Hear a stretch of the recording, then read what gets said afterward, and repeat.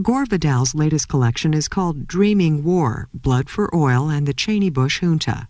In it, he argues that large corporations, American foreign policy, and the Bush administration are the catalyst behind America's war on terror. Recently, he sat down with Nation magazine editor Katrina vanden Heuvel and WNYC radio host Leonard LePate at the New York Society for Ethical Culture. It's an hour and 10 minutes.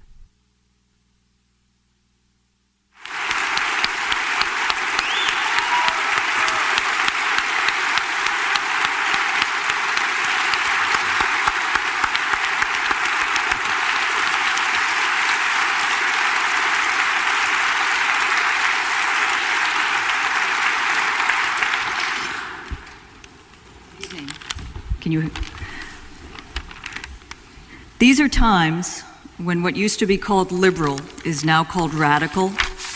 What used to be called radical is now called insane. What used to be called reactionary is now called moderate. And what used to be called insane is now called solid neoconservative thinking.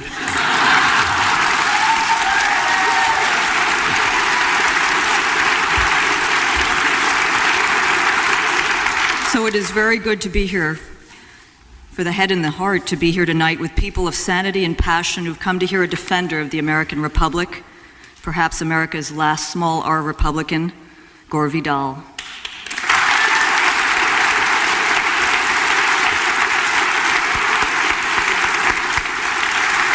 And thanks to our co-sponsors, the New York Society for Ethical Culture, the Public Concern Foundation, and Democrats.com. It is almost as if in normal times a magazine like The Nation is a holding action waiting for a moral or political crisis to happen, and it has. As Gore Vidal has said, we are not so much on the brink as fallen over it. And I would guess that all of us in this hall tonight weep for what is happening to our country. We know that when it comes to defending our fragile democracy, to restoring citizen control of our government, or reigning in corporate power, we're in the fight of our lives. And that fight needs a media, needs a Gore Vidal, who will defend the spirit and letter of our Constitution and defy the bullies who say questioning this administration and its motives is unpatriotic. At The Nation, we refuse to be cowed or silenced, even when called names by Aussie rags masquerading as newspapers.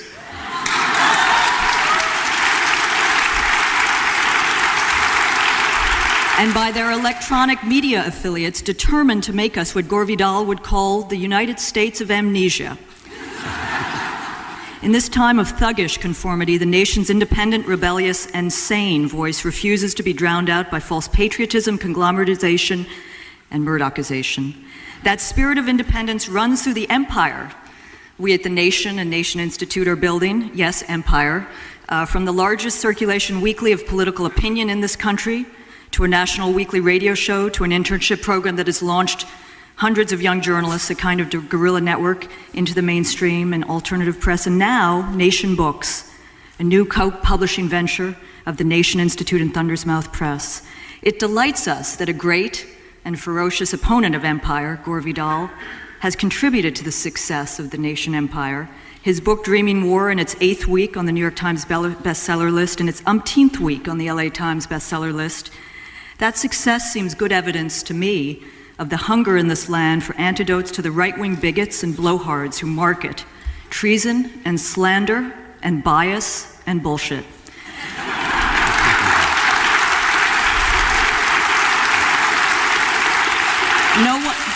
No one is better suited to skewering their idiocies than Gore Vidal, master essayist, historian of power and empire stretching from Rome, Washington, D.C. to Hollywood, defender of the republic for which it truly stands, and a believer in argument and provocation without end, not war without end.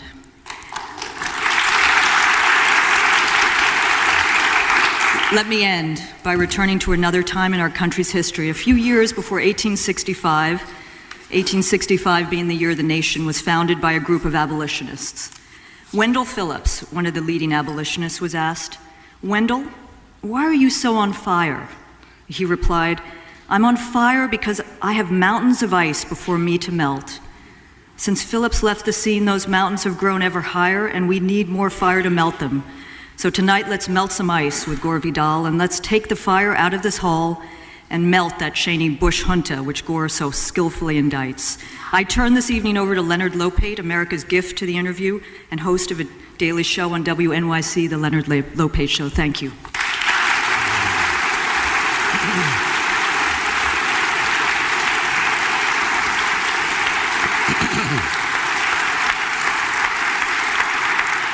And Gore, I understand that you'd like to start off by reading some things. Yes, but very briefly. And I look up from time to time in order to give an air of spontaneity. Hearts sink when they see a great sheaf of papers and a grim look on the speaker's face. I'm delighted to be here. I'm particularly delighted. It's so many old friends I see here and there. And one of the great heroes of my lifetime politically is in this hall, Senator George McGovern.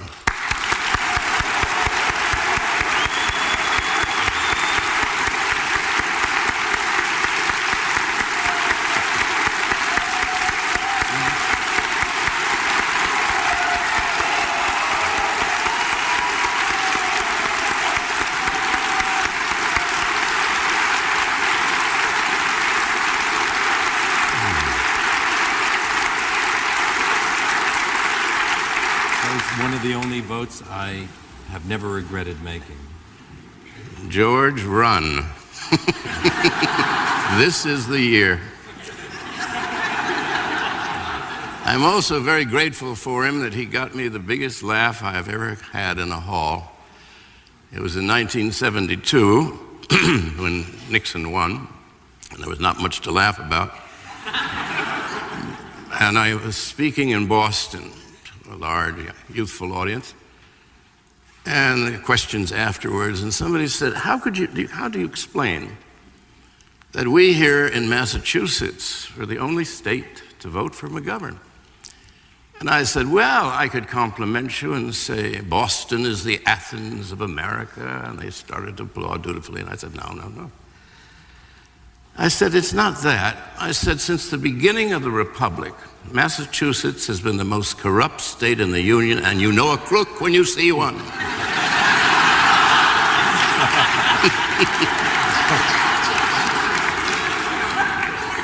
I was not asked immediately back to that venue. There are a couple of quotations I'd like to throw out to sort of set a theme to why we are here.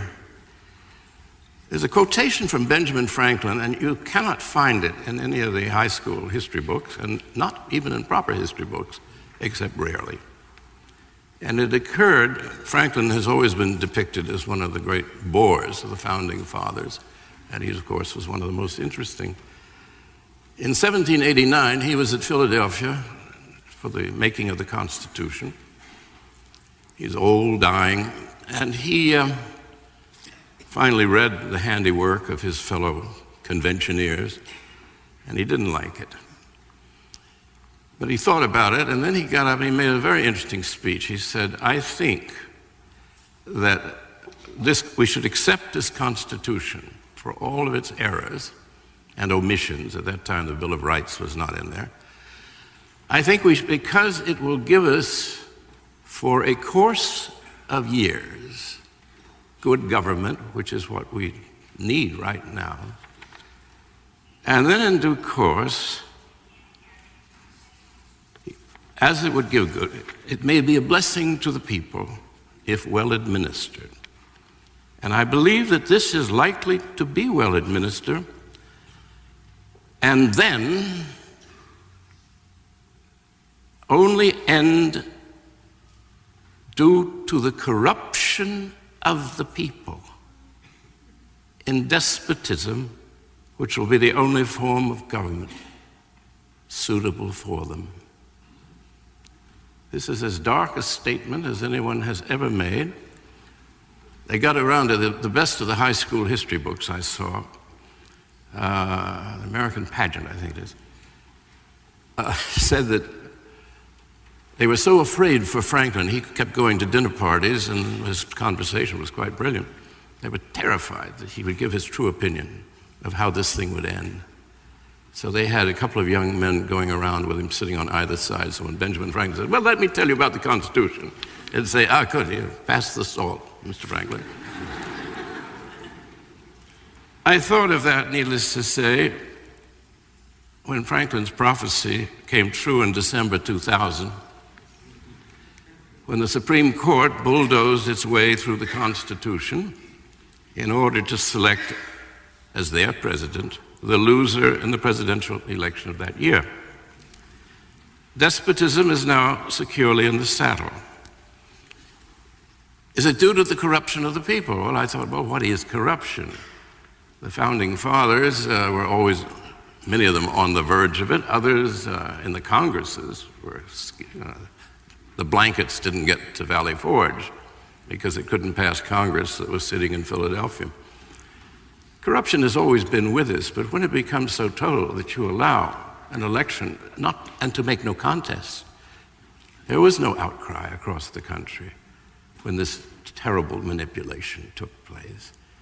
And then, of course, Enron and Anderson, it is taken for granted that these great companies are like this, that CEOs are taking all the money that is not nailed down, and people out of work with no relief to fall back upon. So now I think what we might chat about is that despotism is really in the saddle, and the old republic is a shadow of itself. And we now stand in the glare of a nuclear world empire with a government that sees as its true enemy we, the people, deprived of our electoral franchise.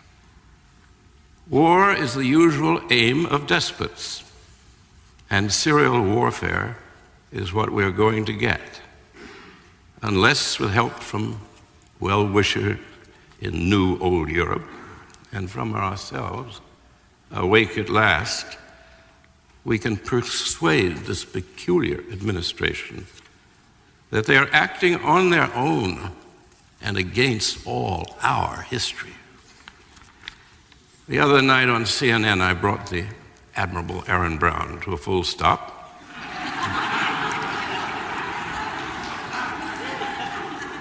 I do not do 19th century Fox.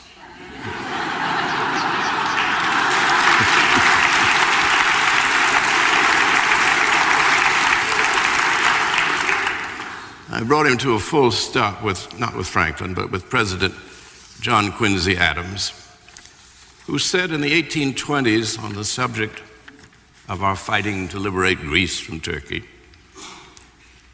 "The United States goes not abroad in search of monsters to destroy. If the United States took up all foreign affairs, she might become the dictatress of the world, but she would no longer be the ruler of her own spirit or soul." Should we be allowed in 2004 to hold a presidential election here in the homeland,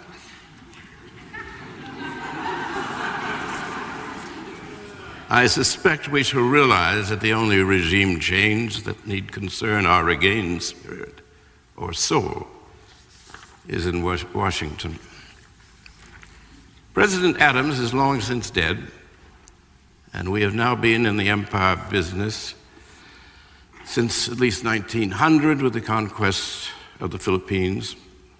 The local population did not want us there. We promised them independence. We killed 220,000 of them while subduing them. A few years ago, there was a significant exchange between the then General Colin Powell and the then statesperson Madeleine Albright. Like so many civilians, she was eager to use our troops against one of our many, many, many enemies. Everywhere we look, there's somebody lurking who might one day find a special death ray and turn it on us. One could hardly sleep at night knowing these dangers all around us. When Powell said no, she said, "What's the point of having all this military and not using it?" He said, "They are not toy soldiers. But in the interest of fighting communism, we did spend trillions of dollars until we're now threatening to sink under the weight of so much weaponry. Much of it we have shifted over on to Afghanistan and Iraq. I suppose it was inevitable that sooner or later a new generation would get the bright idea. You read that thing in the Sunday Times today on the neocons and their background intellectually, which turns out to be from a book by my friend Saul Bellow called Ravelstein, is that it? Well, first Leo Strauss. Yeah, Leo Strauss, who was actually a nice old-fashioned classicist, but he's been taken up by Wolfowitz and Cheney and the lot as a kind of guru, since he seems to believe empire is very important and empire is based classically on force. So why stop fooling around with diplomacy and treaties and coalitions and just use our military power to give orders to the rest of the world? A year or two ago, a pair of neoconservatives put forward this exact notion, Mr. Kagan and the young Mr. Crystal. I responded in print that if we did so, we would have perpetual war for perpetual peace, which is not good for business. Then the Cheney-Bush junta seized power. Although primarily interested in oil reserves, they like the idea of playing soldiers too, and if you call it a war, you have wartime powers for the president. Last summer, Congress received from the administration a document called the National Security Strategy of the United States. As the historian Joseph Stromberg observed, it must be read to be believed. The doctrine preaches the desirability of the United States becoming, to use Adams' word, dictatress of the world. It also said, it used to be Nicaragua was quite enough, now it's going to be Korea, China. It also assumes that the president and his lieutenants are morally entitled to govern the planet. It declares that our best defense is a good offense. The doctrine of preemption is next declared. As a matter of common sense, they write, and self-defense, America will act against emerging threats before they are fully formed. Now this is a kind of madness. This is not what we started the country for. It's not what the rest of the world wants. I mean, it is as if, I'm sure, at this very moment, good General Ashcroft, brave officer of the junta that he is probably up in Utah arresting Mormon boys before they grow up and then kidnap 8 girls for future wives. They're going to do it. We know the danger. If you put them all in prison, in concentration camps, those girls are safe, thank God. Danger, danger everywhere we look. Article 1, Section 8 of the Constitution says that only Congress can declare war. But Congress surrendered that great power to the President in 1950 and has never taken it back. As ex-Senator Simpson, and he was one of my favorite clowns, said so cheerily on TV the other evening, the people of the United States don't declare war. The Commander-in-Chief does. So in great matters, we are not guided by law, but by faith in the President, whose powerful Christian beliefs preach real faith is the substance of things hoped for, the evidence of things not seen. In response to things not seen, the USA Patriot Act was rushed through Congress 45 days after 9/11. We are expected to believe that its carefully crafted 342 pages were written in that short time. Actually, it reads like a continuation of Clinton's post-Oklahoma City Anti-Terrorist Act. The Patriot Act makes it possible for government agents to break into anyone's home when they're away, conduct a search, and keep the citizen indefinitely from finding out that a warrant was issued or not. They can oblige librarians to tell them what books anyone has withdrawn. If the librarian refuses, he or she can be criminally charged. They can also collect your credit reports and other sensitive information without judicial approval or the citizen's consent. Finally, all this unconstitutional activity need not have the slightest connection with terrorism. Early last month, the Justice Department leaked Patriot Act 2, known as the Domestic Security Enhancement Act. As of January 9, 2003, it has not yet gone to Congress, but it has certainly been leaked, and I saw parts of it. Here's a provision. If an American citizen, born American citizen, has been accused of supporting an organization labeled as terrorist by the government, he can be deprived of his citizenship, even if he had no idea the organization had any link to terrorism.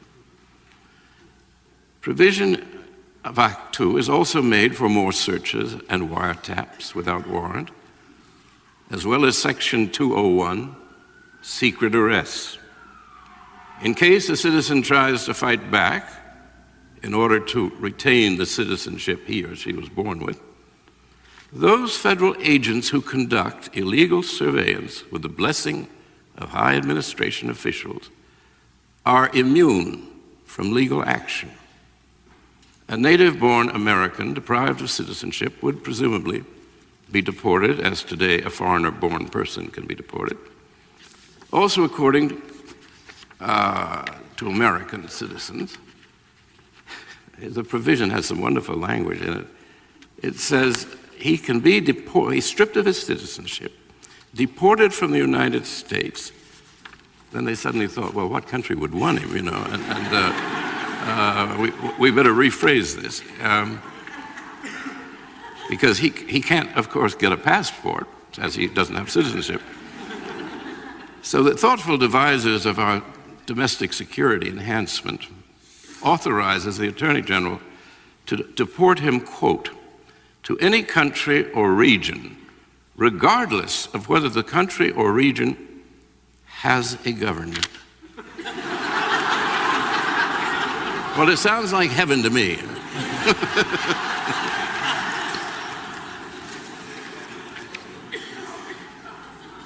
Anyway, that's how you get rid of the Bill of Rights in one big sweep.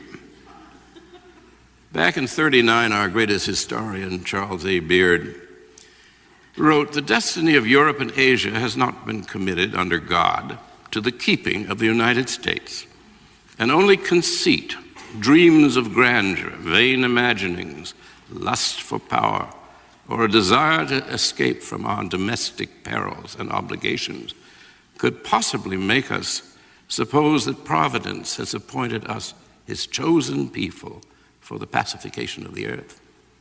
Those Americans who refuse to plunge blindly into the maelstrom of European and Asiatic politics are not defeatist or neurotic. They are giving evidence of sanity, not cowardice, of adult thinking as distinguished from infantilism. They intend to preserve and defend the Republic.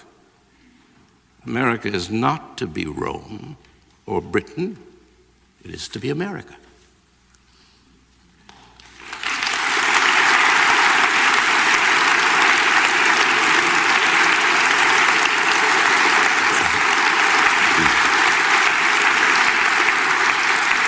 With that last quote from Charles Beard in mind, I'm reminded that one of your characters in... I have no control over it. Can somebody turn it up, please? One of the characters in The Golden Age, your last novel, The End of the American Chronicles, says that America started out wanting to be like Greece and ended up like Rome. What is your response to Neil Ferguson's suggestion that the real problem for Americans is that we refuse to acknowledge our imperial role in the world? That we are hypocrites because we do it, we're proud of it, and at the same time we make believe that we're not imperial. Well, you've got to remember Mother. That was England. I mean, they invented hypocrisy. We are Mother's children, at least we were in the beginning of the country. We couldn't disappoint Mother by speaking out honestly that We wanted to Christianize those Indians whose land we took. And we did. They all had Christian burials. Essentially, we were undertakers for Jesus. You sometimes quote Tolstoy's remark that history would be an excellent thing if it were only true. Leo knew a thing or two. And that's why you have written historical novels along with the nonfiction? Oh, historical novels, I'm generally so disappointed in what I call court history, which is most of what we get from academe.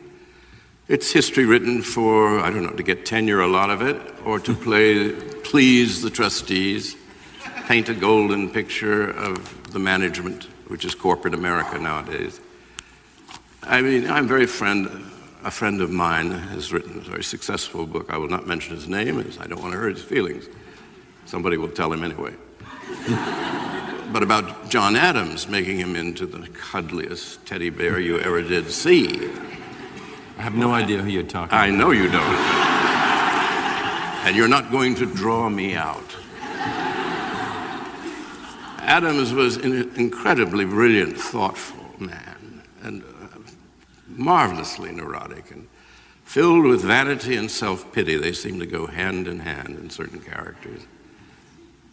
So he writes this book, and we don't get the Alien and Sedition Acts, which is the background of what is going on in Washington now with the USA Patriot Acts, in which we no longer have due process of law. We can be arbitrarily arrested, deported, etc. You don't mention that about Adams, and then you write a big bestseller where you have a chance. I would say that is, if not history, that's historical biography. That cheats. I've done my best to correct certain views that I thought. I write them as novels. I don't invent any. I don't have George Washington looking out the window, wondering, why did I marry Martha? I don't know if he ever thought that, and I don't care if he ever thought that. When I have historical figures in a book, whatever they say that I record, they actually said, as far as the record goes. I've got it from letters, diaries, journals, and the made-up characters are simply my way of commenting. Far better to have a couple of invented people, or near invented. In my case, would say John Hay, secretary to Abraham Lincoln. He kept lots of journals. I will occasionally go into his mind to quote something that he had written, not that he had said. It gives you a sense of the atmosphere of the time, what they were like when they were talking. I'm doing one now on for Yale on the founding of the Republic, and I'm narrowing it down. It's a slender volume called Inventing a Nation.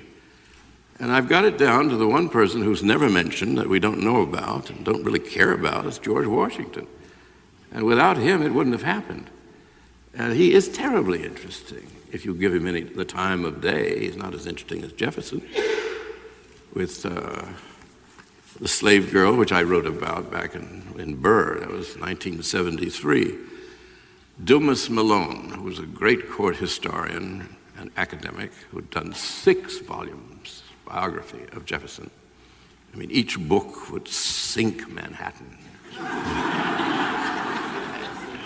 And he attacked me for my view of Jefferson, and said Vidal is subversive. This was in the era of communism, I suppose, when he says that Jefferson could have had an affair with Sally Hemings, which DNA has now proved that indeed he had.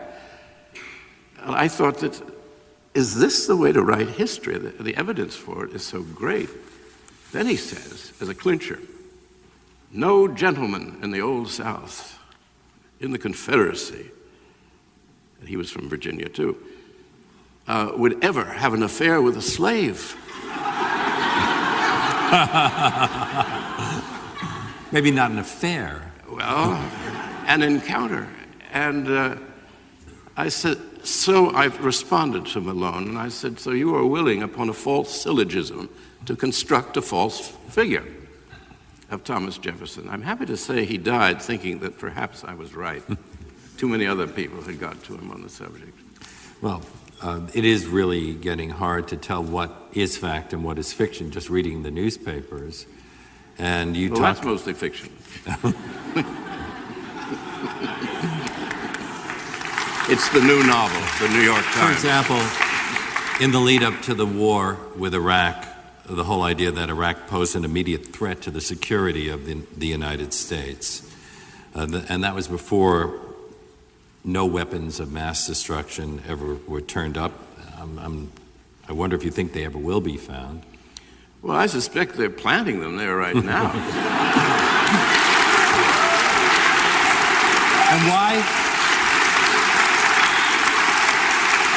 And why has the press pretty much dropped out? Do you think that the media have been subjecting us to weapons of mass distraction? Because right now what we're getting is, beyond the triumphalism, is all this other stuff. But the whole point of this war seems to have been forgotten, or people are saying, well, it really didn't matter anyway. I would say a people with what was once quite a good republic, never perfect, but it tended to get better, more liberal, as I explained to Mr. Combs, is that I don't go on the TV with these people, Alan Combs, yeah. And I said, we were on radio together, and I said something about, well, of course, people of your political persuasion want this war, and this was during the Bill. He said, no, I'm the liberal, remember? And he made a mistake, as I hoped he would. Never answer a question that's put to you, particularly if you're the questioner.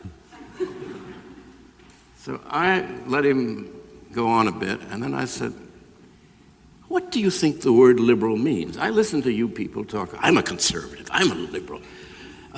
You're a Hollywood liberal. You're this. You're that. I said, you use these words. You don't know what they mean. I said, without liberals, we'd have no Social Security. That was a liberal act of 1935 from Roosevelt and Congress. Without the liberal Roosevelt, we would never have had the GI Bill of 1945, which gave a whole new class of citizens to America. Everybody could be educated in college then. So I said, what do you think the word means? Well, he said it means to be relaxed about, free about things. And so I said, no. I said, Webster's dictionary, which as far as I know is not a red front dictionary, defines a liberal as someone who favors political action toward the extension of democracy. And Mr. Combs, is that his name again? Alan Combs. Alan Combs, I have never heard you in the many few times that I've heard you ever say anything that would have extended the democracy. Tolerance, perhaps, but democracy, no. Well, maybe that explains why, if we interpret that in another way, that so many liberals like Christopher Hitchens, Paul Berman, Todd Gitlin, Nat Hentoff have supported this war. Do they see it as an extension of democracy? Well, I was not aware that Mr. Gitlin was ever a liberal. He used to be he was a member of SDS at one point. Oh, yes, everybody's been a member of something sometime or other. And then they do a mea culpa and get forgiveness. It's the great thing that the Christian right did was a celebrity falls on bad times, becomes a devout born-again Christian, and then is given work, goes around the country proselytizing, has a whole new career.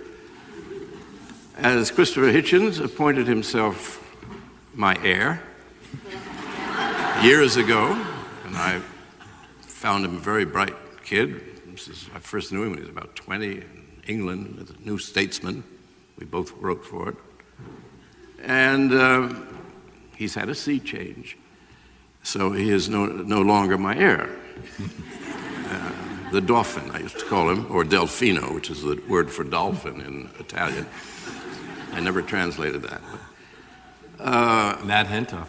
Nat Hentoff is a worthy figure, but I've never, and I know him slightly, I've never found him very interesting on anything, you know.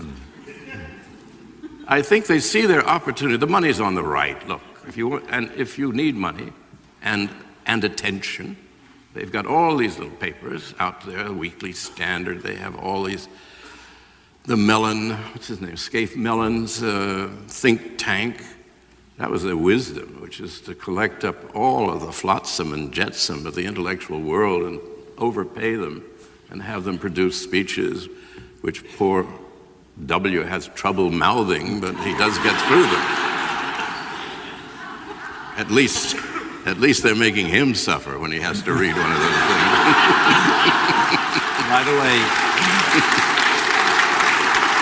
I've been asked to remind you that cards have been handed out, and if you want us to ask your question, we're obviously not going to get to them all, but please write your question down and they'll be collected in a few minutes. Now, you've talked about the Patriot Act, but your hero, as far as I can tell, or one of your major heroes, was Abraham Lincoln, and he suspended habeas corpus during the Civil War. Don't presidents always tend to cut back on our civil rights in times of crisis? Well, that's in Lincoln acted under the Constitution. The Constitution said, in case of invasion or sedition, the president may indeed suspend habeas corpus. It's in Article, it's under the presidency, whatever that is, Article 4. No, that's Article 1. Anyway, Lincoln did a lot of pretty bad things. I mean, he could never make his case. He was not an abolitionist, as we know. So he couldn't be on moral high ground by saying that he was going to keep the South from seceding in order to free the slaves. He had no intention of that. He was a unionist. And he saw the country would be broken in half if the South went. He has to think of a reason, legal reason. And he got into a rather mystical mood because there was no constitutional. The states had come together of their own free will. They could part. That was the understanding from the beginning.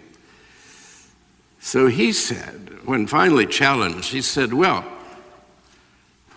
I have done this, and I am committed, we are committed to a great civil war because these states want to go.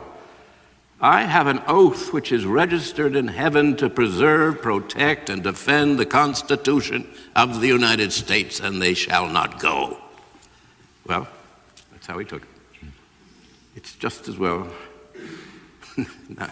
since it was my great-grandfather, not I, who had to fight in it, just as well it happened. You quote another of the Founding Fathers, James Madison, in War II, the discretionary power of the executive is extended, and all the means of seducing the minds are added to those of subduing the force of the people. Sounds like something Karl Rove would have written. Well, it's something he read. So when you quoted that, were you saying that the war with Iraq was waged in order to seduce our minds and subdue the public's power? Oh, yes. The junta is after oil. First of all, they're all oil people. Cheney, the Bushes, Condoleezza Rice, who was Texaco, Exxon. There are about 8 of them in high places. Now, we cannot use the word conspiracy anymore because that's the media has worked over that one. If you say something is a conspiracy, oh, you believe in flying saucers, do you? Out-of-body experiences, So I have advised everybody, anytime I'm on television and we get into this subject, I say it is not a conspiracy, it's a coincidence that they all work for oil companies. And certainly like a war, because you can suspend the Constitution, the Bill of Rights. I mean, just think of it's black comedy, but the comedy of we give the Pentagon vast money, which Bush then declares a war, which you can't do against terrorism as it's an abstract noun. You can against a country. So he goes in under wartime powers, and you can almost see a commander in the field with somebody from Halliburton beside him or Bechtel, and say, okay, take out the railroad station. We've got a very good model for one now. And so you take that out, They take out the railroad station in Baghdad, and then immediately they've already signed a contract with the government to rebuild it. The idea that you might not knock it out at all, that you might leave it alone, does not occur to them. That would be too simple. So a fortune is going to be made by Bush and friends. And then I advert yet again to Benjamin Franklin. If this is not the total corruption of a people, I don't know what is.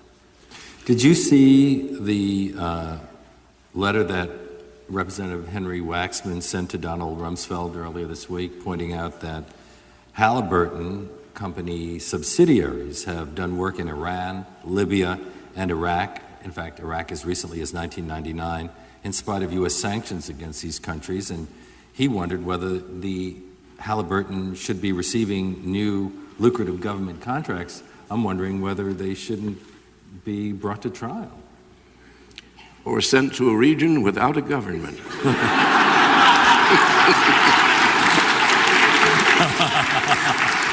And hence no contracts. But it is interesting to see how they got away with it. Well, everybody gets away with everything. I mean, the media is bought. The media is hopeless. It has never been more atrocious. It has never been much good in my lifetime, certainly. And I'm reading a lot of 18th century press, and it was pretty lousy then. But George really went after Clinton. How come nobody's going after this man? Well, they will, because he's going to fail. The economy is going to crash. You can't just go on saying, I'm just sick and tired of the way they're acting over there. I'm sick and tired of the fact that the people didn't take the occasion of the midterm election to change the Congress. Well, the polls remain very strong for George W. Bush. I don't believe those polls, and anybody who's been in politics knows that it's, or in selling anything, it's the way you ask the question. And a couple of times on television, they've allowed somebody to get away with showing how it happens. You say, after the vicious, grievous attack of 9/11 by Muslim zealots, George Bush went to war for America and for those dead in New York and in the Pentagon. And he has finally won over Osama bin Laden and over Afghanistan and over Iraq, Saddam. Do you approve of that? Sure I do, if you put it like that.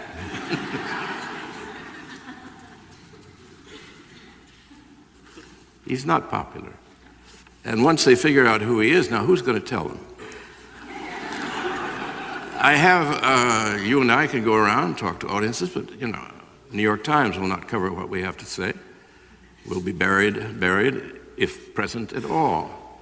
Only certain things can be mentioned, other things people are silent about. I've never seen people so silent.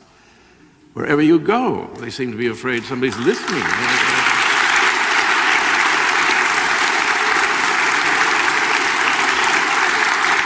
Why do you think that is? Why do you think that any kind of criticism is being treated as treason today? Are we returning to something like what we went through with McCarthy? Oh, this is much bigger than McCarthy. He was just one lone publicity-mad senator who got his in the end. This is a very serious coup to seize all the oil resources on Earth, if possible. Certainly starting with Iraq, going into Caspian Sea oil, through the pipeline, through Afghanistan. This is an all-out venture there. Then when they saw how easy it was to pull this off, and no voices said no, because Congress, the Democrats, were too afraid of being accused of yellow-belly treason. Then they got bigger and bigger in what the things they grabbed. Now they are doing this to the Bill of Rights, just smiling. There goes due process of law. Bye-bye. This is atrocious stuff. This has never happened to us before. We have never had anything close to it. Yes, FDR was a dictator in World War II. He did less damage in the years of that war than these people managed in a week or two within the country with their Patriot Acts and also to the alleged enemy. Iraq, we still haven't found what it was they did to us, but we keep looking.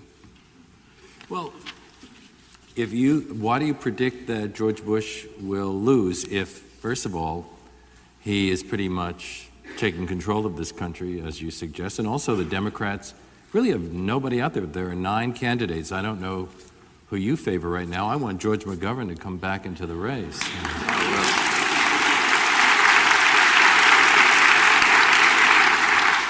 Well, by the way you phrased your question, you delivered the answer to it. You personalized it. It doesn't depend on one man or one woman who is magnetic and so on, and brilliant and right-minded. It depends upon a change in the citizenry, that they think that they can do something about anything. They don't care at the moment, and it's to make them care. Well, the economy is going to crash. You cannot sustain as much as, $5 trillion of debt that we now have. More and more money for armaments, less and less money for veterans. You can't go on like that. 2 million people have lost their jobs since this president took over. Well, yesterday, 6% unemployment in the land. This is unheard of when we had a surplus, some of it done with mirrors and smoke, but it was a genuine surplus at the end of Clinton. They got rid of that. And now they are going to, in the name of conquest, though it'll always be to bring liberation to the Arab people that we've always cared so much for. We're going to roll up our sleeves and give them liberty and freedom and a country just like ours. Poor bastards. In your most recent book, you link the events of 9/11 with Pearl Harbor in ways that others have not. Can you explain that? Roosevelt was a genuine lover of, not so much of England, yes. He certainly hated and feared Hitler. And as of 1940, and I was very active politically, although I was a schoolboy at Exeter, I was the head of the America First up there, because we were having a great debate about war and peace. I mean, every school was arguing about it. And then we have Iraq, a huge war, and nobody argued about it. I didn't hear two sides ever that made any coherency. Roosevelt saw that 80% of the American people did not want to go to war to stop Hitler, or to go to war in Europe for any reason at all, to save England, to restore France. We'd had it in 1917. The First World War, the only thing it brought us was prohibition. Not a good thing in liberal land. And Roosevelt then did something very daring. It has all been perfectly, I quote Charles A. Beard, he wrote the first book on the subject. Roosevelt maneuvered the Japanese, who had a treaty with the Axis powers, with Germany and Italy, to come to the aid of each other in case of war. He got them to attack us at Pearl Harbor. He knew perfectly well something was going to happen. As far as we know, he didn't know that they had Pearl Harbor in mind. From what I got from Mrs. Roosevelt, she said, well, we expect to be struck, but we thought it would be Manila next door, which somehow was better than Pearl Harbor when they got the fleet. Roosevelt had been re-elected president in 1940. And I promise you, mothers and fathers, that no sons of yours will ever serve overseas unless we are attacked. Well, he was honest about his resolutions to the people. He kept the faith there. But he cut off their fuel, oil, their oil supplies, and scrap metal. The Japanese had nothing left to do but bomb us, hoping they could knock us out for a year or so while they went down to Java and grabbed all the oil wells, which they pretty much did. But they hadn't realized, a lot of people in Japan realized this was a fatal blow, but they shouldn't have done it anyway. Then we had a great ally at that time for Roosevelt getting us into the war, which was Hitler. Clever old Adolf declares war on us, which gives, there's the game. Now we're in the European war. There was a funny moment at the Nuremberg trials when Justice Jackson, who was a prosecutor, asked Ribbentrop, the foreign minister, he said, just out of curiosity, this is during a formal questioning, but he said, as an aside, he said, would you tell me why Hitler declared war on the United States after Pearl Harbor? And Ribbentrop said, well, we had a treaty with Japan. Then, said Jackson, why was that the only treaty you ever honored in 20 years? But are you suggesting, by linking the two, that 9/11 was similar in that way? Whether it's true that FDR knew or not, and many historians disagree with you on that. Let's say it is true. I think fewer do now, anyway. Then did George W. Bush or his administration know that Osama bin Laden planned to do something on 9/11 or you're asking the wrong person. I am not intimate with those people, so I don't know what they knew.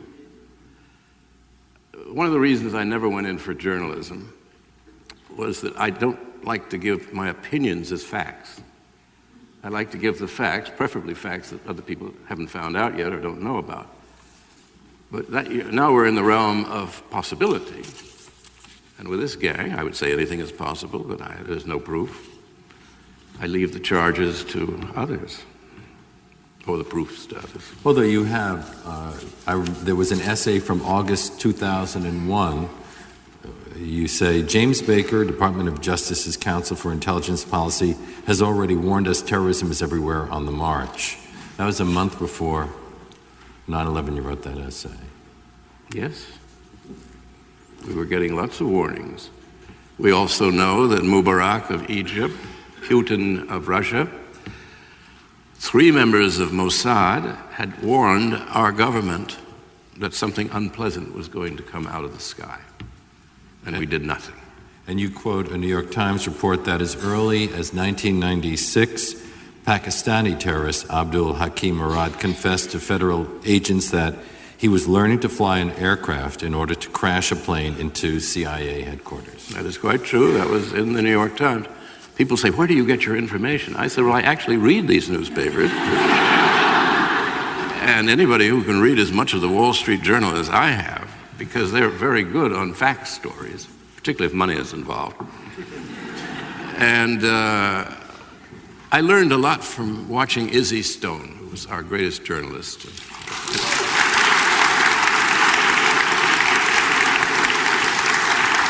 And Izzy read everything that came out of the government printing office. Sooner or later, they blab everything. And they know nobody will ever read it. I mean, it's this turgid stuff that just keeps coming out. Izzy lost his eyesight. His glasses got thicker and thicker. But he would read this stuff, and then he would see a pattern, and he would collate it. And then he'd be thought of as a great prophet because he could predict what was coming just from what he had read. Well, I have followed the same path, and my eyes are also going. And you say that before 9/11, there was a Bush administration plan to attack the Taliban. Was that an extension? No, there was a Clinton plan. A Clinton plan that the Bush administration picked up or put aside for a while? Well, what happened was that Clinton decided to go after Osama bin Laden, presumably in Afghanistan. Contingency plans were drawn to strike at Osama bin Laden. And how elaborate it was, I don't know. I think it was pretty elaborate because I think it was going to involve invasion. Then Clinton is voted out of office as the new president. Clinton decides that it is not really a fair thing to do to present a brand new president with a war, which he has launched. So Sandy Berger, who was his national security advisor, handed his successor, Condoleezza Rice, this plan. Said, we have this in the works, and it's pretty much ready to go if you want to. Time magazine, a very arcane, recondite place, published a big story on this last summer. Condoleezza Rice said Berger never gave it to her. And Berger said, I did, and so was also in the room. Well, they disagreed. Anyway, what then happened after 9/11 was pretty much we're all told, the Clinton plan. That's how they could get it going so quickly. They'd thought it through. We have questions from the audience, and maybe I should. Well, first of all, before we do that, defenders of the president would suggest that whatever you think about the war in Afghanistan, the war with Iraq, that the people of those countries have to be in a better situation today than they were before we went to war. Well, they have no buildings, I'll say that. And a lot of them, were in bad taste. I mean, it's urban renewal. Send Frank Gehry in there. Forced urban renewal. Now, you just have to do that every now and I'm sick and tired of people who criticize me for that. And I got Halliburton there. We're going to have ranch houses up and down the Tigris and Euphrates. And they'll have ranch houses, too. Oh, it's going to be a beautiful place. Really beautiful. You see, we only bring good to people. This person, these are questions from the audience. This person asks, do you think Fox News has a finite shelf life? Will Fox go the way of Morton Downey? Oh, God. You remember Morton Downey? Of course I do. Tears are already welling in my eyes. Well, let's say Fox deserves to go the way of Morton Downey, yes. And they are so euphoric, and they all shout. I've never heard such loud voices. And they force their voices very high. I went on a couple of times with Chris Matthews. And, he shrieks at you. And I actually met him after I was in LA and he was in New York or someplace, and we did it long distance TV. And I saw him in some book thing. They've all written books. And he was signing his books. And then he came up to me and he said, I bet you don't remember me. And I said, no, I was on television with you a few days ago. No, he said, you came to Holy Cross to make a speech in the 1960s. I said, I remember that, yes.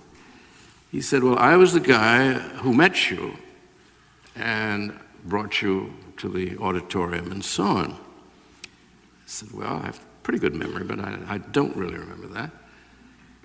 Oh, he said, if you think I'm an asshole now, you should have heard me then. He said, I asked you that all the sexual permissiveness now was giving rise to things like, oh God, what was the name of that movie?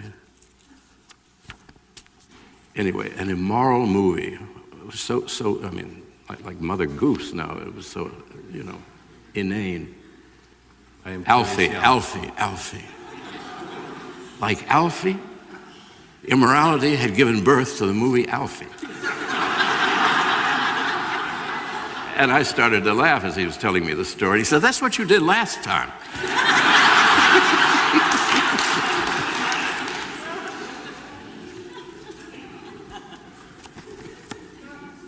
Well, actually, you were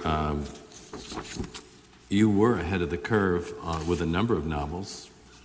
One of the first openly gay novels in America. Then there was Myra Breckinridge before anybody ever thought of transsexuality. There you were. I think they had thought of it.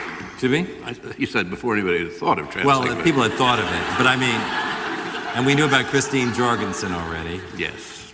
But it was not every 16-year-old could talk about it as they can today. If Patriot Act, this person asks, if Patriot Act 2 calls for deportation of those who consort with terrorists, even unknowingly, and if the bin Laden family invested $10 million in Bechtel's financial group, where should we deport Bechtel? That is as reported in the New Yorker. Well, northeastern Guam is a very attractive piece of real estate. There's nothing there, but you could bring in plants and so on. And you can even make it look like San Francisco, which is where their headquarters is. Put in a cable car or something. But we are in an odd situation where Bechtel, Halliburton, our closest allies in the Middle East, other than Israel, Saudi Arabia, have all supported terrorists, and yet we seem to look the other way. Well, that's our job. We don't care about any of these things. This is all noise to distract the people, to convince them that Saddam had something to do with 9/11. He didn't. That he had weapons of mass destruction. He didn't. We knew it. Europeans knew it.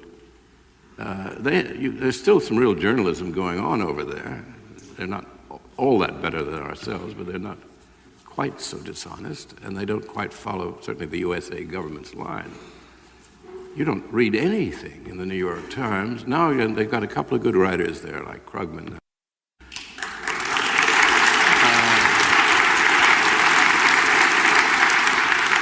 who occasionally dare to tell the truth, which sometimes involves unveiling the lies of the administration. But they're not enough. And television, it's just hopeless. I talk to the set. I answer questions. They didn't ask me. I just talk to them. And I turn them off. Interviewers on the more conservative shows have often criticized you for living outside the country, spending so much time in Italy. I know you're moving back to the U.S. now, but can you imagine what they would have said if you lived in France rather than Italy? Well, the first thing I would have said would, without the French, we would still be a dependency of England.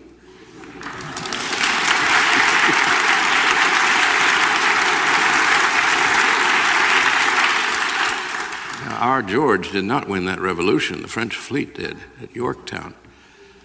And for us to go around, in a sense, denouncing our betters, their civilization is older and rather better than ours. It is true, we invented cellophane, and to wrap around small pieces of bad cheese, which is... So, I mean, we have our triumphs, but...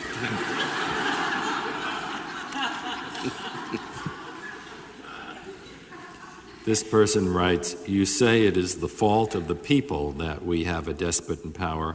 What are your thoughts on the anti-war demonstrations here and across the world? Can that approach be effective? Well, we have nothing else we can do except the demonstrations. But then the powers that be, I was in L.A. I watched on television how brilliantly the police saw to it that nobody could observe on the TV screen the size of the demonstration here.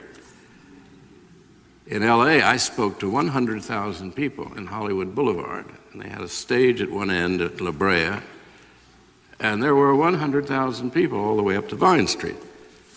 And I spoke to 100,000. They had helicopters overhead, so that if the audience got too interested, they'd come down very, very low and make a lot of noise. But they finally went away. And not a word. And the LA Times is much, much better than the New York Times. This is not saying much, but it's better. And it does occasionally feel obliged to tell what happened, how many people were in a crowd. But this time they didn't, because this was the big one. So they said, some people said it was 30,000 people, and people seemed unclear about it, and so on. Luckily, a photographer had done a shot behind the stage, on which I happened to be speaking at that moment, of the people all the way, a straight line of them up to Vine Street, and you could see it was 100,000 people had come out. So they say nobody was there, and then they have this photograph, meaning that there are subversives even at the LA Times. When we had the first anti-war demonstration here, the New York Times reported a lower figure than the New York City police did. Well, nobody's perfect. This person asks, could you comment on W in his flight suit parading around when he was AWOL from his national when he was AWOL from his National Guard duty? Well, he certainly stayed out of that war. And Cheney, when asked why he had pulled every string to stay out of Vietnam, actually answered, "I had other priorities." Well, so did 13 million of us who served in that war. So I thought that was a daring thing, but they don't care what they say. The country is theirs. You see today the little bio on Cheney? Oh, it's wonderful. Kicked out of Yale twice. I mean, the question is, how did he get in?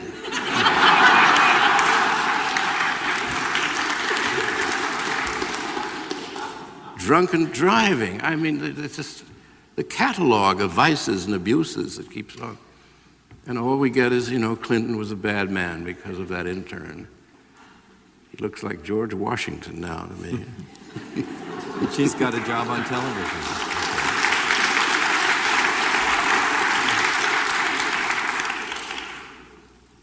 This person asks, if in the unlikely event you were asked to advise a Democratic presidential candidate, what advice would you give? Why an unlikely event? I've already been asked for advice, and I won't say what I said. I would say that the main line to pursue is to explain the loss of the Bill of Rights.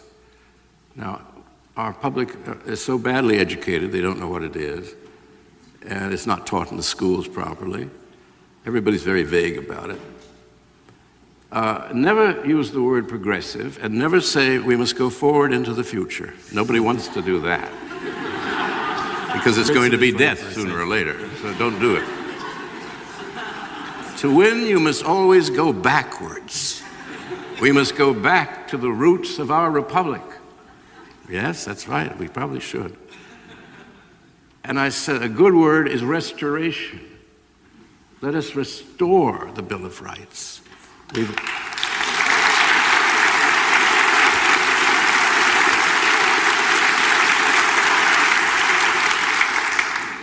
Mrs. Roosevelt, who was sort of my political teacher, upstate New York,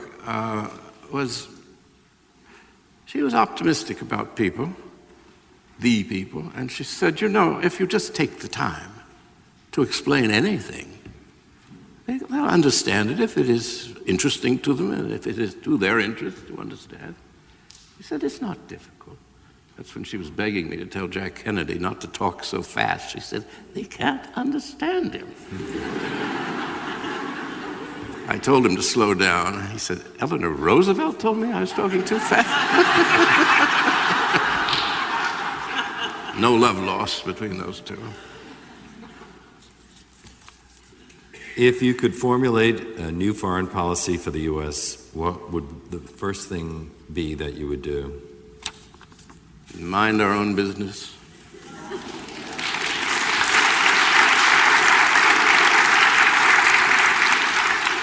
The country from Washington through J.Q. Adams and later conservatives tended to isolationism, but they've been depicted as a bunch of, thick-headed Neanderthals who were xenophobes, didn't want to have anything to do with anybody. They weren't that. We were always a trading nation from the 18th century on. We supported ourselves by trade. But Washington made it very clear that we must not have special friends or special enemies. We must have goodwill toward all, do business with all, and that was the most you could expect. But what then would you have done in response to 9/11? Well, I first would have investigated why it happened. They don't do these things for no reason. I would have gone to the UN. I would say we want a police action. We've been hit by something like the mafia. You don't call out the army to go after the mafia in Appalachia. In Italy, they called out the police to go after the mafia, and they got a great many of the leaders in Sicily, and they never bombed Palermo once. Didn't you have ambitions for office at one time, in fact, almost make it? Well, I doubled the Democratic vote in 1960, upstate New York, for Congress. Then it was really mine in 64, and I decided I didn't want to go to the House. In fact, I'd gone back to novel writing, and I thought it was better to write Julian than to be one of 600. I have a horror of anonymity. And as Jack Kennedy always said, the House of Representatives is a can of worms. Well, I ask that because the last question here is, when are you announcing your candidacy for the presidency in 2004? See you in Concord, New Hampshire. We've run out of time. I want to thank you all for coming out here. And just a great thanks to Gore Vidal.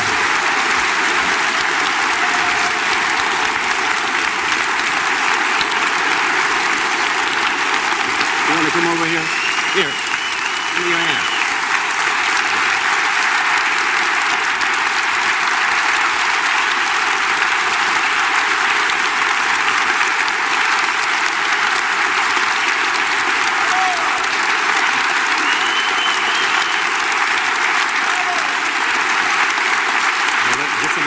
Come along. I got it. Right. Where do we go? Through here? Right up here. Turn and give him one more bow, okay?